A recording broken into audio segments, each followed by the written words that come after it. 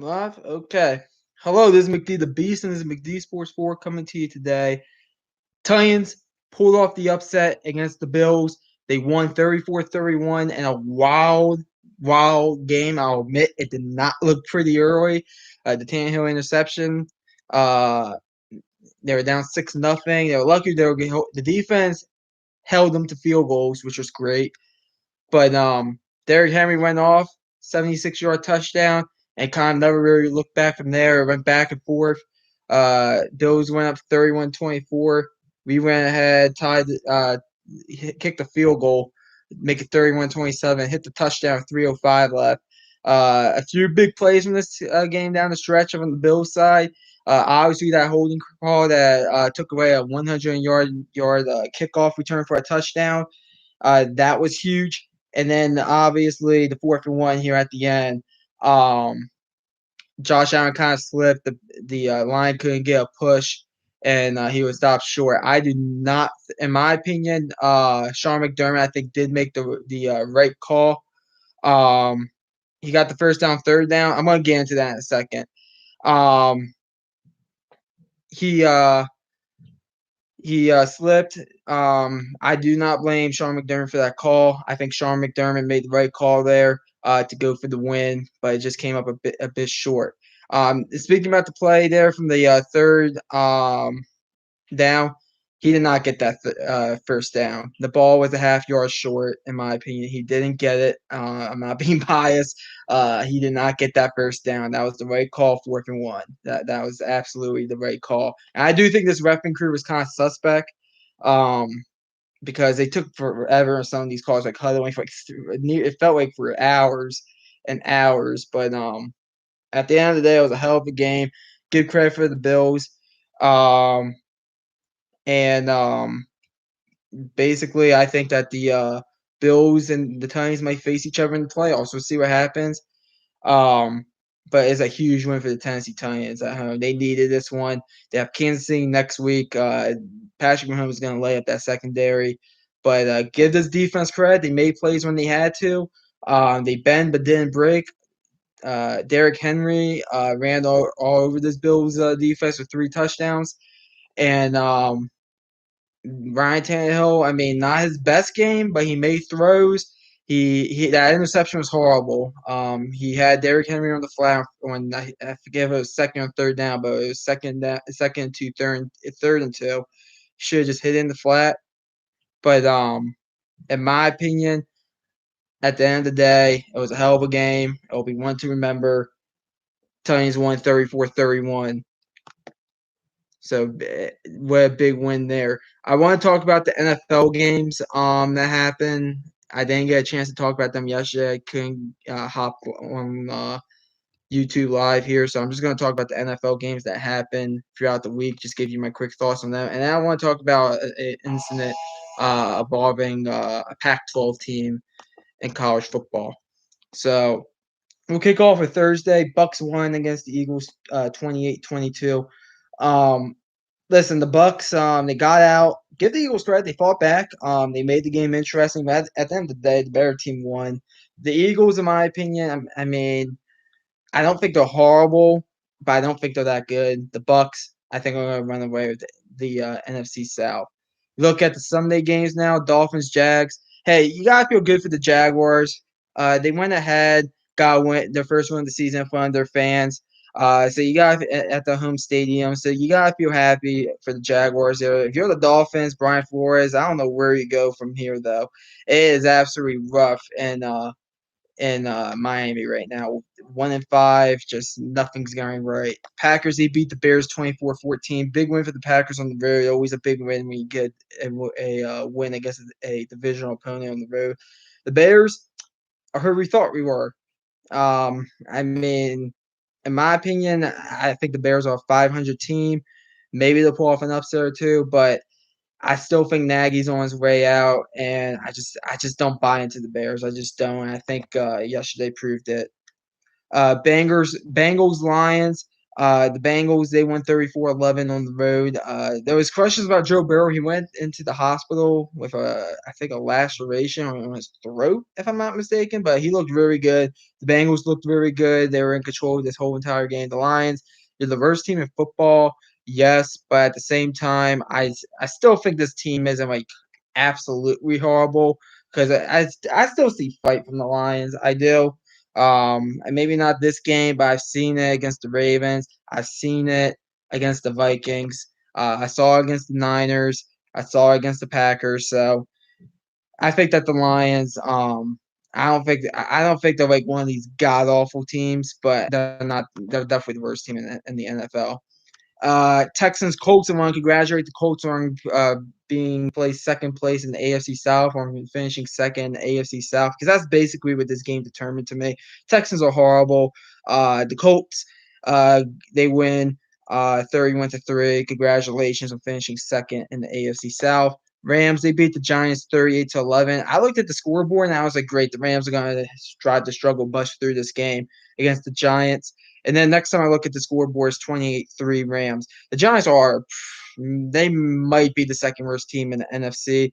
They're definitely the worst team in that division. The Rams, very good team. I'm still not absolutely sold on them, but I do think that they are a really good team. Next game is the Chiefs versus Washington. Yeah, Chiefs versus Washington. Chiefs. This game was interesting for a while. It was competitive. The Chiefs, they pulled away. Mahomes, I wouldn't say it was his best game. It was probably one of his more bottom games. But they found a way when they pulled away 31-13. If you're Washington, maybe you beat out the Eagles and Giants. I think you definitely beat out the Giants. You already have a win over them. But I think you guys are destined for second place in the NFC East because I think the Cowboys are the best team in that division by far. Vikings getting a huge win on the road in overtime against the Panthers. This is a big win for the Vikings. Vikings could easily be 5-1. They got two games in overtime or at the buzzer with field goals. One against them that the Bengals made, and then they missed a 36-yard field goal down in Arizona. If you're the Panthers, though, I think you're competing. I mean, it's basically a dogfight for second place, I think, in the NFC South at this point. Remember, people saying the Panthers were a very good team? Yeah, I think those talks are going away. The biggest surprise of the day, the Ravens, they beat the Chargers 34-6. I did not see this coming. This was a huge game for the Ravens, absolutely dominating fashion. Lamar Jackson is elite. He is, in my opinion, he has a good shot to win the MVP. Chargers, just not a good performance at all around. Just couldn't stop the run. The Ravens did whatever they wanted defensively against the Chargers offense, basically. Final score is 34-6. Just a dominant performance of the Ravens. Cardinals, Browns. Cardinals 37-14. Dominant win. They pulled away. This game was kind of sloppy. Baker Mayfield got injured. I think he'll be fine. Cardinals look like the best team in the NFL. They really do. I mean, hell, they didn't have Cliff Kingsbury this past game against the Browns because of COVID. He tested positive for COVID.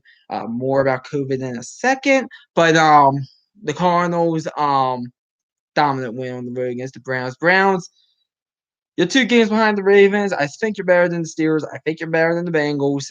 But we'll have to see what happens. Raiders Broncos, big win for the Raiders on the road, especially after the whole controversy of John Gruden. 34-24 against the Broncos. I said when the Broncos were 3-0, they were frauds. I was right. This was a huge win for the Raiders on the road to get their confidence back. And they could definitely make the playoffs, the Raiders. We'll see what happens. But big win on the road for the Raiders. Cowboys, Patriots, Cowboys. Can we start calling Dak Prescott elite, guys? I mean, I don't think they win this game without him at quarterback. CD Lamb is emerging as the top wide receiver on that Cowboys team, which means he's a number one wide receiver. I mean, you look at the Cowboys defensively, outside the Trayvon Diggs interception, it wasn't a good performance. But they were able to make a play on defense with that pick six, and the Cowboys offense it was just too good. Give the Patriots credit. I thought they showed I thought they gave them their best game. Showed a lot of heart this game, but at the end, Cowboys were the better team. They got the win 35-29 in overtime. And then Steelers, they got a win in overtime 23-20 against Seattle. Give Seattle credit. I thought this game was going to be kind of sloppy for Seattle. They actually competed pretty well against the Steelers, but at the end, You're taking Big Ben over Geno Smith, and that's why the Steelers won that game, 23-20 in overtime. So that's kind of what happened this week throughout the NFL. I'll look at the comments before I get into what I want to talk about college football. I want to talk about one other quick thing before need my credit for having more faith. Yeah, I did not think we were going to win this game against the Bills. I really didn't. I thought Josh Allen would lay up the secondary, and he did. He did pretty good. He actually missed a few reads throughout this game, but give the Titans credit, all the credit in the world. They did a great job. They got a huge win at home. This is one of those games where you want to be considered a good to great to elite team. You gotta win, and they did. So hey, they're 2 games ahead in the AFC South. As I said, I think they're first place in the AFC South because of their because they are the best team in the AFC South by default. But great win for the Tennessee Titans. And one other quick thing I want to get into before I talk about a Pac-12 program. Um, let me just say with Taylor Lewan, I know I've been tough on him this year on the channel and last year as well. I hope he's okay. I mean, it was good to see that he had mobility. That was I don't know exactly what he injured. It seems like concussion might be in play. Maybe something a bit worse, but I hope he's well. I mean, that was hard to watch him. Just that when they have to bring the card out and they just place you on when you're face down, not moving, and they bring the card out and you're going out on a stretcher, like strapped in a stretcher, um, that's not good. That usually means neck to spine injury, but he was moving his arms and legs and feet, so he wasn't paralyzed, which was good. So hopefully he gets back soon. I know I've been kind of tough on him the past year or so, but I hope he gets back soon. But the thing I want to talk about, the other thing I want to get into is the absolute idiocy and absolute asinine thing out of Washington State. If you guys haven't heard, Nick Wolovic, he was the Hawaii coach. He went ahead and took the Washington State job after the 2019 season when Mike Leach left for Mississippi State. He coaches up there at Washington State. Well, he got fired today because he refuses the COVID vaccine. My opinion about it is lunacy. That's my opinion about it. Washington State, they had some good wins this year. They did. I don't know how this affects this football team. If I was a NBA, not NBA, a college football coach looking for a job at the Power Five, I would not take the Washington State job or the Washington job because it seems like this is a state mandate against state employees. And technically, he is a state employee there at Washington State because it is a state-funded school. I would not work in that state at all for the state or anywhere the head football coach at Washington State can't get a waiver to get the vaccine if he then wants the vaccine. I don't care if he takes the vaccine or not. I could care less about that. But the reasoning he got fired, I think, is bullshit. I think the reasoning why I think the whole thing's just bullshit. I don't know where you go if you're Washington State. If I was a head coach looking for a job, like for instance, I'll use an example: Brett Brennan over at San Jose State. He might be looking for a job in the Power Five. I want to take that job. I mean, Washington State basically caved.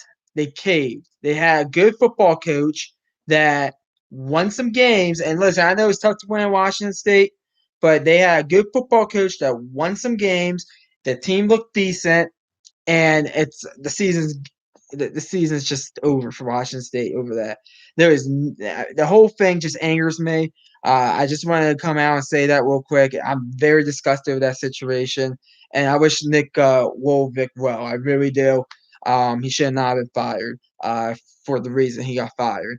But basically, we came on here, talked about the Titans winning. I got into everybody else's games. I want to talk about wish Taylor Lewan well. I want to get into the breaking news that came in.